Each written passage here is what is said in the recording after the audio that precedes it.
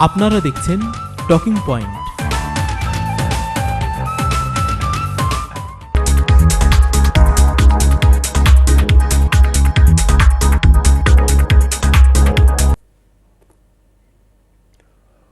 Welcome back. We are discussing post-colonial literature, fiction, non-fiction with Dr. Syed Manzurul আমাদের আজকের guest. Dr. Manzurul is a professor who has recently retired from Gloucester University of English Language and Literature and Creative Writing. Dr. Syed Neaz Ahmed, আপনার বই Map Makers of a Spitalfield and Borough, the other book, is set against the background of East London. You lived there, you worked there. What influenced you to write this book? Well, actually, it's a long and interesting story. When I was doing my studies in philosophy at the university, I was interested in creative writing. Right. Then obviously, then subsequently, I went to study in literature, did my PhD in literature. Right. Then when I finished my studies, I came to work in East London for a community-based organization as a racial harassment officers. When was that? In the 80s? It's the late 80s, 1988. And I was collecting lots of facts and figures, people's personal narratives about racial harassment and all that. So those were the days when this Paki bashing was very current.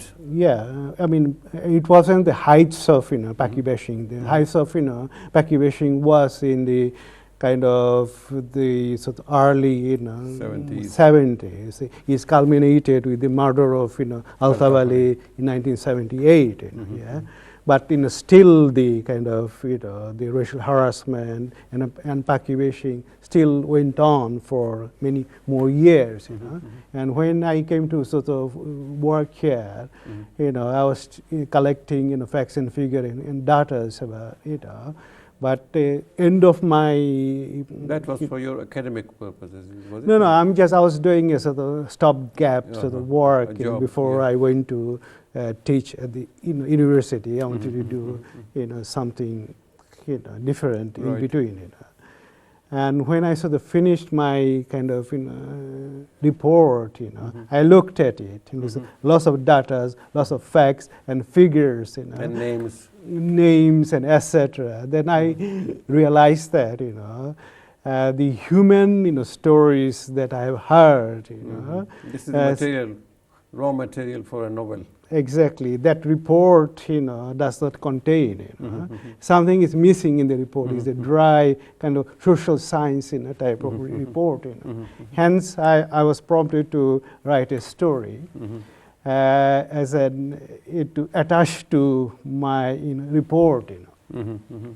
So that was my kind of beginning as a writer, and this is the first story that went was on. Map Makers of a Spitalfield. Spitalfield. So Map Makers of Spitalfield has got, I don't know how many stories, 10, 12 stories. They're the individual stories. Individual stories. But my first story was, directly out of that, experience, the frustration that I sort of felt, that, that from that report, human dimension is kind of, missing.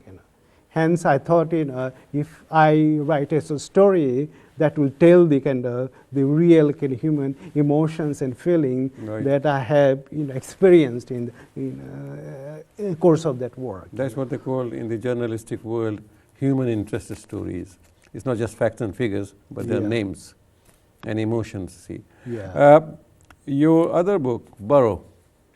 Borough, what I wanted to explore, after writing Map Makers of Spitalfield, because Map Makers of Spitalfield is to, as the name suggests, it is also the part of the symbolic mapping of territory. When migrants came here, and for the Bangladeshis migrants in particularly, until 78, we were a kind of an invisible community. Suddenly, 78, when sort of so-called barricades went up, we literally surfaced from our undergrounds, kitchens and existence, and resisted the kind of National Front British movement, and that sort of process, I sort of believe that a kind of symbolic mapping of the territory sort of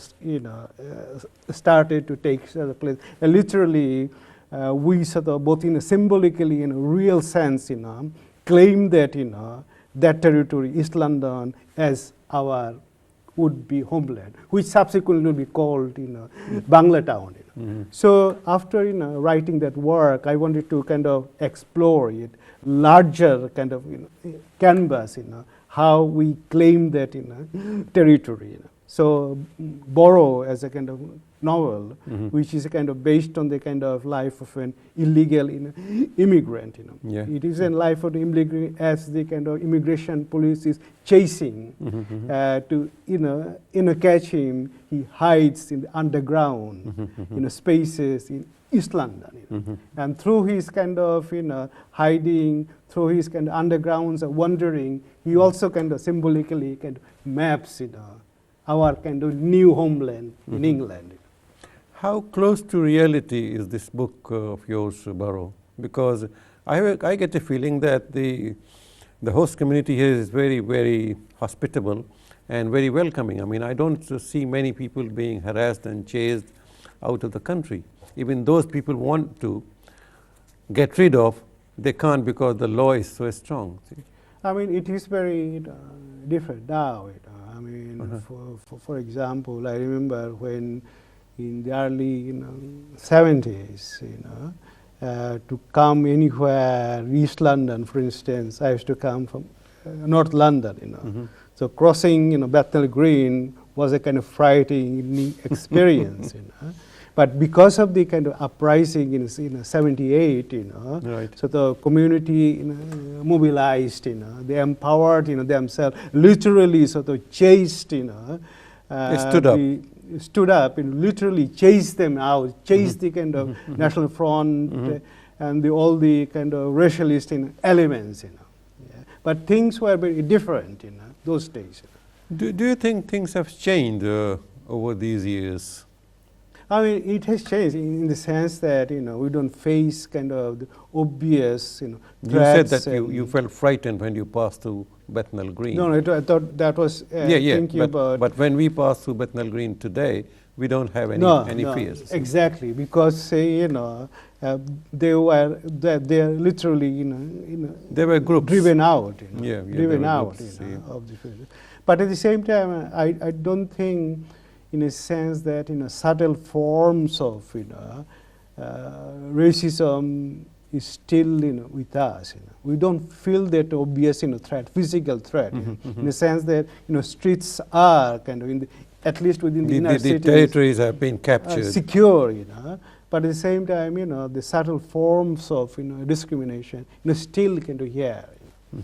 Did you see in today's newspaper that Stephen Lawrence's mother, after 20 years, after last year, I think when 2 persons were jailed for life, I think, she's still receiving threats, racist threats. See. And after 20 years of fighting, she won the case. People were imprisoned, sent to prison, and still this goes on. I mean, this is surprising. It's in today's newspaper, evening newspapers. So the thing is that the situation has changed, radically has changed. Where we were, in 1978 to so that now things have radically changed, But at the same time, the subtle forms of discrimination is still kind of here.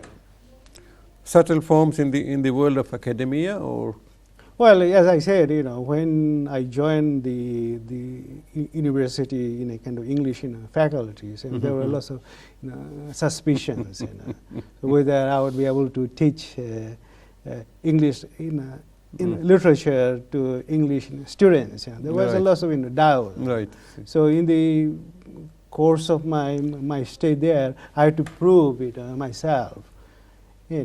That I could teach the subject. So in a sense that, perceptions are kind of changing and altering. And as I said, we are not in the same place as we were, 20, 30 years back. Right, see. Yeah, it has changed. In the light of the American experience, don't you think things will change radically in this country too? I mean, we were talking about culture, the influence of other cultures, and then the multiculturalism. See, like Mr. Obama is today President of the United States, see, which is quite an achievement, and it's a tribute to multiculturalism in the United States.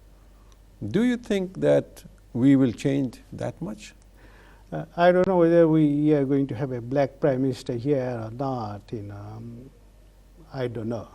It might happen, but somehow I don't see it a kind of near future. People didn't see in the United States. People didn't see a black president. They said that swines will fly. See. Yeah.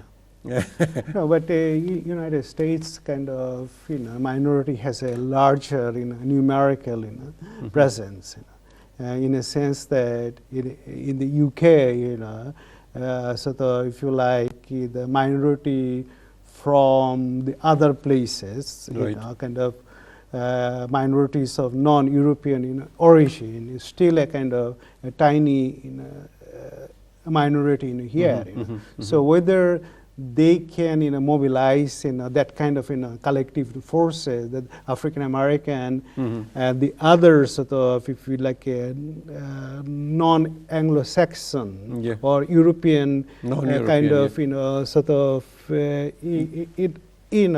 people of United States can mobilize so into that kind of collective force. I don't know whether because here it's not that cohesive. So numerically, the and presence is much smaller. It's maybe 2 or 3% only, so they really don't matter that much now. Exactly. But my question was about further down the history. I mean, further down the like say 50 years from today, things will definitely change because they are changing. It is a change in a sense that that was Martin Luther King's dreams. There will be time when the color of your skin wouldn't matter a jot. Sort of the position you take up in society. So in a sense that I also kind of feel that there would be a time when if there is a kind of sort of a prime minister of Bangladeshi origin or African origin, in British society, it wouldn't matter at all. Yeah, like 25 years ago, it would be difficult to imagine a member of parliament of Bangladeshi origin. See? But today it is possible. See? Yeah, it is possible. And that illustrious person was on our show. She was sitting on this chair. Right. And we shared our views, and it's a tribute to the ability, to the nobility, and to the maturity of the community that such people have come up and they have demanded their fair share in the politics of the country. I mean, these are not gifts from, these are not the charities or gifts from no. anybody. It was sort of result of long struggles. Right. We'll come back again to this topic, and we need to take a break, which is our bread and butter. Thank you. Viewers, we need to take a break. Don't go away. We'll see you soon.